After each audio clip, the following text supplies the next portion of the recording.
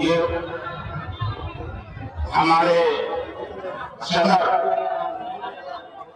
AIM के सदर हमारे भाई सलमान असदुद्दीन ओवैसी साहब, बिहार प्रदेश के सदर अख्तरुल इमान साहब, हमारे बड़े भाई सलमान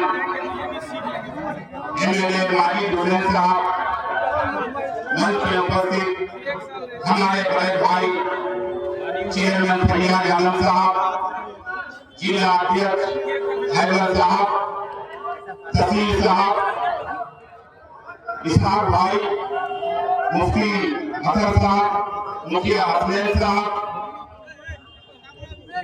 और दूर दराज से आए हुए MIM के कार्यकर्ता और हैदराबाद से चल करके जो MIM के वरिष्ठ नेता है, मैं उन लोगों का तहे दिल से शुक्रगुजार हूं। मैं सिर्फ आज जो MIM में ज्वाइन किया हूं, हमारे सदर जनाब असदुद्दीन ओवैसी साहब का जो तकरीर था पार्लियामेंट में बिल फाड़ने का जो काम किया था, उसमें प्रभावित होकर के हमने MIM ज्वाइन किया। और मैं आप लोगों को यकीन दिलाना चाहता हूं कि हमने जब कांग्रेस में रहा तो डंडे के चोट पर, और मैं आज ऐलान करता हूं कि मैं MIM में भी अब रहूंगा तो डंडे के चोट पर रहूंगा। और मैं आप लोगों से दुआ का दरखास्त करता हूं कि हमारा अगर मार्ग उठे किसी झंडा के तले ला उठे। अगर कोई सोचता है कि ये पार्टी बदल देगा, तौसीफ आलम दोस्त में भी पूछे करता है तो दुश्मनी भी पूछे करता है। इसलिए हमने ओवैसी साहब से दोस्ती किया है तो खुल के दोस्ती करेंगे।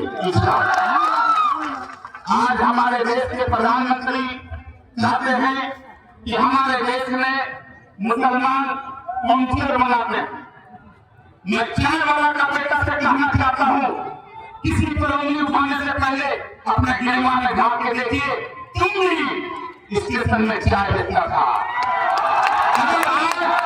अगर आज हम काउंसिलर बनाते हैं तो कल का दिन आपको भूलना नहीं चाहिए। और मैं उस दिन कहा था किशन ने कि मैं ज्यादा तो पढ़ा लिखा नहीं हूँ, लेकिन मैं मंच में आके कहता हूँ कि मैं मैट्रिक तक पढ़ा लिखा हूँ, मेरा डिग्री दिखाने के लिए मैं तैयार हूँ। लेकिन हमने उस दिन कहा था कि अनपढ़ प्रधानमंत्री, क्यों कहा था? आज तक वो डिग्री नहीं दिखाने का काम किया है हमारे माननीय प्रधानमंत्री ने। इसलिए मैंने कहा था कि आप अनपढ़ प्रधानमंत्री हैं।